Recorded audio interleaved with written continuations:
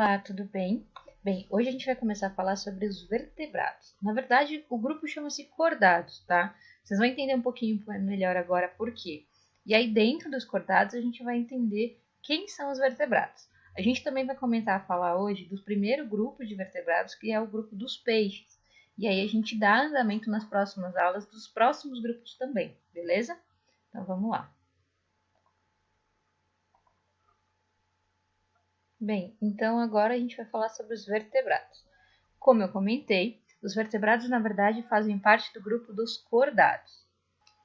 Para ser um cordado, é preciso ter essas três características: tubo neural, notocorda e fendas branquiais.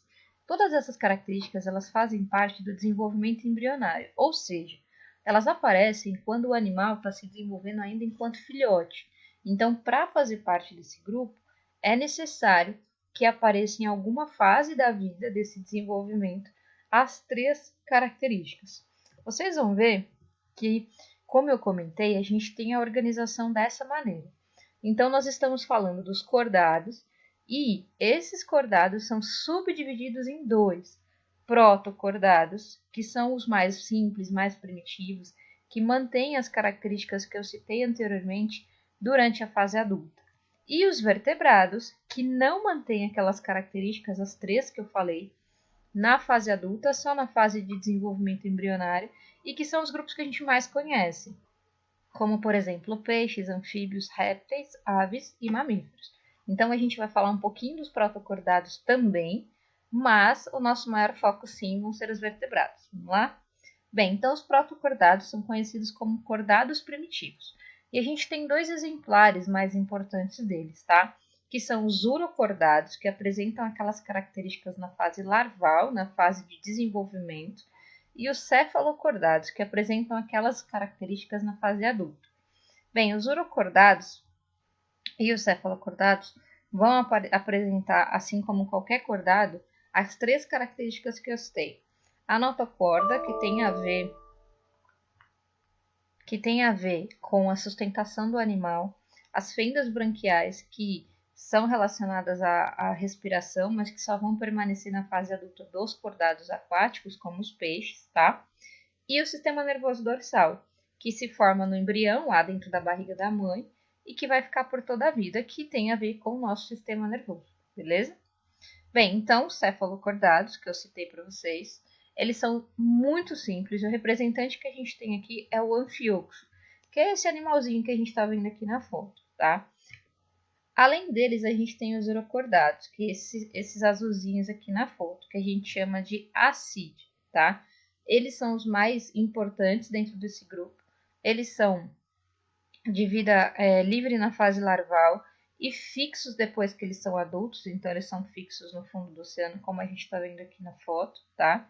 Eles têm uma semelhança com as plantas porque eles apresentam uma substância muito parecida com a celulose, que é a mesma que a gente faz o papel, e são animais filtradores, muito semelhantes aos poríferos que a gente citou já em outras aulas, tá? Aqui tem algumas fotinhas para vocês verem um pouquinho deles, tá? Lembrando que esses são os protocordados, que são aqueles mais primitivos e pouco desenvolvidos, tá? Aqui são um pouco das acídeas. Bem, agora falando dos vertebrados. Aqui eu coloquei a divisão completa, mas a gente não vai falar de todas elas, tá? Na classe dos peixes, que é o primeiro que a gente vai falar, a gente tem subdivisões, que são as classes aqui. Essas três classes iniciais, elas não vão ser comentadas, porque são classes extintas, mas é claro que vocês podem procurar, podem perguntar, que a gente pode comentar depois. Mas a gente não vai estudar elas. O que a gente vai estudar das classes dos peixes são os condrites e os osteíctes, que são essas duas últimas classes que são os peixes atuais, tá? Depois a gente tem os outros grupos que são chamados de tetrápodes ou tetrápodos. O que significa esse nome? Significa que a partir dos anfíbios eu já tenho 4 membros e todos os animais que seguem daí em diante vão apresentar essa característica. Então, anfíbios, répteis, aves e mamíferos são chamados de tetrápodes, beleza? Dentre esses três primeiros grupos de peixes que estão aqui, eu vou comentar rapidamente sobre o primeiro, porque eles têm uma característica muito bacana. A gente chama eles de peixes sem mandíbulas, e a gente tem como representantes as lampreias e as feiticeiras. Como elas ainda existem, apesar de serem pouco encontradas, elas são muito mais simples em relação ao desenvolvimento que segue dos peixes, mas já são, sim, peixes completos e animais bem desenvolvidos, tá? Essa daqui é a feiticeira, que é essa que está aqui primeiro, e esse do lado direito é a lampreia, que está parasitando um peixe, que são esses compridinhos aqui, tá? A gente tem cerca de 50 espécies, é pouco para a gente pensar numa classe, tá? Eles são alongados, eles não têm escamas, eles têm tecidos bem duros internamente e a grande maioria são parasitas, tá? Então é uma parte dos peixes bem mais simplificada e que, apesar de ainda existirem, a gente não vai comentar muito. O que nos interessa agora é falar dos peixes cartilaginosos, que a gente chama de condrites, tá? Então, se eu chamar de classe dos condrites ou de peixes cartilaginosos, tá tudo certo, tá? Os 3 representantes importantes daqui que a gente vai usar são os tubarões, as raias e as quimeras. A quimera é esse desenho que está aqui, para vocês verem como que ela é, do seu lado esquerdo. E aqui a gente tem um tubarão. A gente já tem aqui mais ou menos 800 espécies, né? Sempre aumentam e conforme os estudos científicos avançam. Eles têm placas, escamas formadas em placas pelo corpo, tem uma boca com 5 fendas faringianas para poder respirar.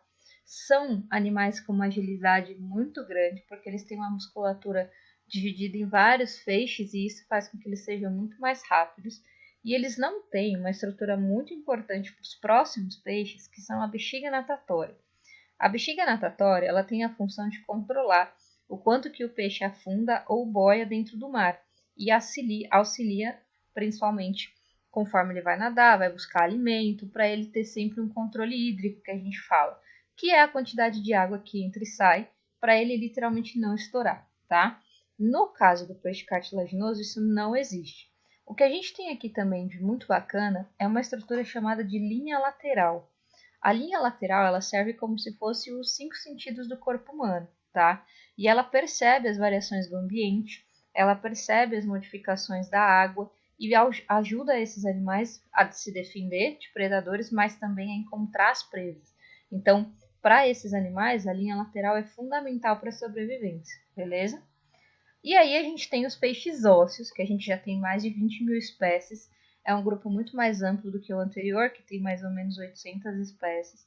E que a gente chama de osteíctes, tá? Então, peixe ósseo ou osteícte dá absolutamente na mesma. Aqui a gente tem 4 fendas, lá a gente tinha 5, tá? E a gente tem brânquias aqui para respiração, protegidas por uma camada externa chamada de opérculo. No caso dos peixes cartilaginosos, isso não existe. Aqui a gente tem escamas, como se fosse uma pele mais flexível, e no anterior a gente tem placas, tá, de escamas. Então é muito mais rígido do que esses daqui. Aqui a gente tem essas escamas lubrificadas por um muco, porque são bem pequenininhas, tá? Quando vocês verem alguém limpando o peixe que vai fazer a retirada das escamas, dá para ver que elas são muitas e muito fininhas, muito pequenininhas, enquanto que nos peixes cartilaginosos é diferente, tá? Aqui a gente tem a presença da linha lateral, que é essa linha de percepção dos 5 sentidos. Aqui a gente tem a bexiga natatória, que é fundamental para a flutuação do animal. A gente não tem isso no grupo anterior, tá? E o que a gente tem aqui também de diferente são os peixes pulmonados, que são esses peixes aqui do meio, ó, da imagem.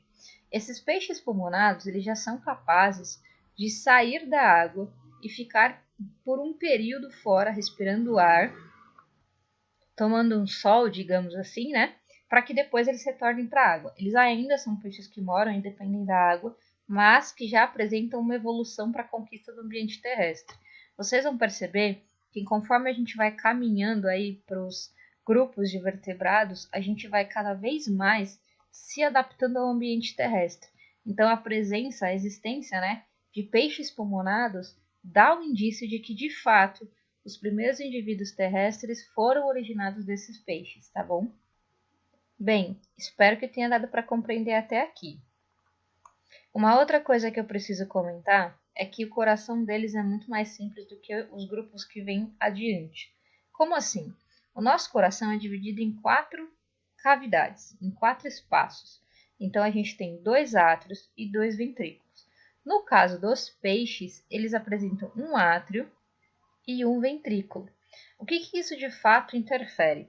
Esses animais, né, os peixes, eles acabam tendo um metabolismo mais lento, porque eles têm menos sangue circulando, né, menos cavidades no coração para fazer as trocas gasosas, e então o metabolismo deles acaba sendo mais lento se comparado aos animais que têm mais divisões no coração. A gente vai falar um pouquinho disso em todos os grupos, para que vocês percebam como isso foi modificando até chegar lá nos mamíferos. Bem, espero que tenha dado para compreender até aqui. Na próxima aula a gente fala dos anfíbios e dos répteis, beleza? Bom, até lá!